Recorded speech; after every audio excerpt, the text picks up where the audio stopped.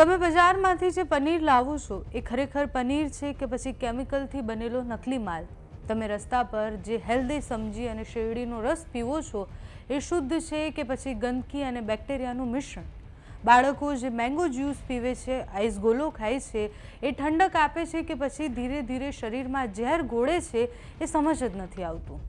અત્યારે માર્કેટમાં જે પ્રકારની વસ્તુઓ વેચાઈ રહી છે અને જે પ્રકારે નકલી અને કેમિકલવાળી વસ્તુઓ વેચાઈ રહી છે એનાથી સવાલ એવો થાય કે આ ઝેર આપવાનું ક્યારે બંધ થશે અને આ ઝેર વેચાવાનું ક્યારે બંધ થશે? એટલે તમે જે જુઓ એ બધું આંગળીના વેઢે ગણો એ બધી જ વસ્તુ તમને નકલી અને ઝેરી મળી જશે। પછી પ્રશ્ન એ થાય કે આ બધું વેચાઈ રહ્યું છે ત્યારે સરકાર શું કરી રહી છે? ગુજરાતમાં અત્યારે તપાસ ચાલી રહી છે। અલગ અલગ જગ્યાએ જ્યાં આવી લારી ચાલે છે કે પછી ફ્રૂટની દુકાનો છે ત્યાં બધી જ જગ્યાએ આરોગ્ય વિભાગ દ્વારા તપાસ થઈ રહી છે અને એના જે આંકડા સામે આવ્યા છે કે શંકાસ્પદ વસ્તુઓ જે પકડાઈ છે એ ચોંકાવનારા છે। 1000 કિલોથી વધુ શંકાસ્પદ પનીર, ઉનાળામાં વેચાતા રસ, જ્યુસ અને ફળના હજારો સેમ્પલ લેવામાં આવ્યા અને અનેક જગ્યાએ નિયમોનો ખુલ્લેઆમ ભંગ થતો હોય એવું પણ દેખાયું। રાજ્યભરમાં શરૂ કરાયેલા ખોરાક શુદ્ધિ અભિયાન હેઠળ ભેળસેળવાળા તત્વો અને જે લોકો આ ચલાવે છે એની સામે એક્શન લેવાની શરૂઆત થઈ છે। આરોગ્ય મંત્રી પ્રફુલ્લ પાનસેરિયાએ સ્પષ્ટ શબ્દોમાં એવું કહ્યું છે કે લોકોના જીવન સાથે જે રમત કરશે કે છેડછાડ કરશે એ બધા સામે એક્શન લેવા ખૂબ જરૂરી છે।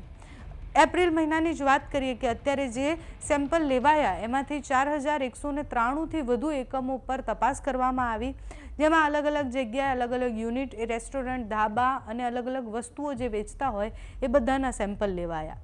તપાસ દરમિયાન 1018 કિલો શંકાસ્પદ પનીર મળી આવ્યું, જેનું મૂલ્ય આશરે 1.83 લાખ રૂપિયા હતું।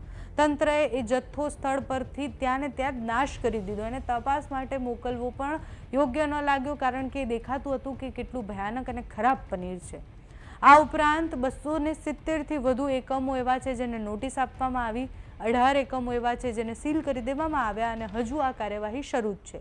ઉનાળાની સિઝનમાં જે આપણે શેરડીનો રસ પીએ છીએ, મેંગો જ્યુસ પીએ છીએ, વોટરમેલન જ્યુસ કે પછી વોટરમેલન ખાઈએ છીએ, એ બધી જ વસ્તુ સાથે જ આઈસ ગોલા જેવા ખાદ્ય પદાર્થોમાંથી પણ 1705 સેમ્પલની ચકાસણી માટે એને લેવામાં આવ્યા છે। કેરી જે વેચાય છે એની ચકાસણી થઈ રહી છે।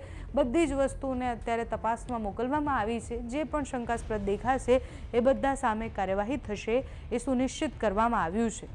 તમારી થાળીમાં જે આવે છે એ ખોરાક છે કે પછી એ ધીમું ઝેર છે એ તમારે સમજવું ખૂબ જરૂરી છે। સરકાર હવે આ વિષય પર કડક કાર્યવાહી કરે એ વાત કરવામાં આવી છે। તો આરોગ્ય મંત્રી શું કહે છે તે જુઓ, સાથે જ કઈ કઈ જગ્યાએ કેવી રીતના સેમ્પલ લેવાયા છે તેના દ્રશ્ય પણ સામે આવ્યા છે, તો તે પણ જુઓ।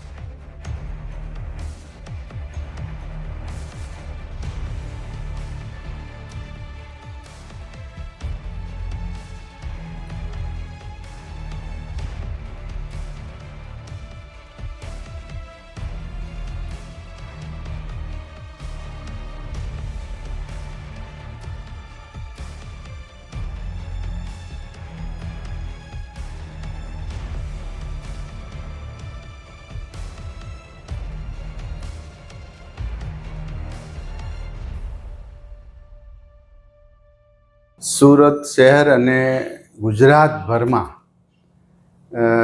જે રોડ ઉપર, સ્ટ્રીટ ઉપર ખુલ્લા ખોરાક વગેરે, કોલ્ડ ડ્રિંક્સ, તરબૂચ, મસાલાઓ વેચે છે, એમાં ગુજરાત સરકારના ફૂડ એન્ડ ડ્રગ્સ વિભાગ દ્વારા આરોગ્ય જાળવણી માટે સતત ને સતત એમના ઉપર વોચ રાખી એમના તપાસ, એમના નમૂના લેવાઈ રહ્યા છે।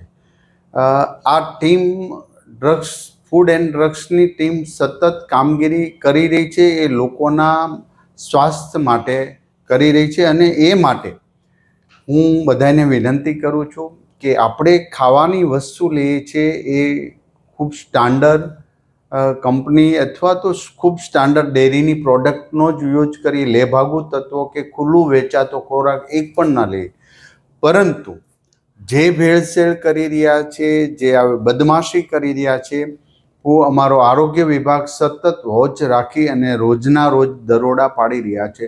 1,21,00,000 જેટલી દવાઓ, ડ્રગ્સની અંદર ભેળસેળ અને નશીલી દવાઓ વગેરે શંકાસ્પદ દવાઓનો જથ્થો સીલ કરી દેવામાં આવ્યો છે. એ જ રીતે આઈસ્ક્રીમ, કેરીના રસ, તરબૂચ વગેરેની અંદર પણ ભેળસેળ કરીને જે એસેન્સ નાખે, કલર નાખે છે, આ લોકોને પણ છોડવામાં નહીં આવે. એટલે એના હેતુથી આ જાગૃતતા લાવે છે. અમારા 32 રથ યાની કે વાન ઓન રોડ પર પૂરા ગુજરાતની અંદર અત્યારે ફરી રહ્યા છે ને સમયાંતરે ગમે ત્યારે ગમે ત્યાં એના ટેસ્ટ અને ફૂડ વાનની અંદર જ એમના પ્રાથમિક બેઝની ટેસ્ટ કરવામાં આવે છે, જેથી કરીને ખોરાક ખાદ્ય છે કે અખાદ્ય છે તુરંત જ નિકાલ ત્યાં કરી દેવામાં આવે છે. પરંતુ હજી એક પણ અમારી ઝીરો ટોલરન્સની નીતિ સાથે સરકાર કામગીરી કરી રહી છે. એક પણને બક્ષવામાં નહીં આવે.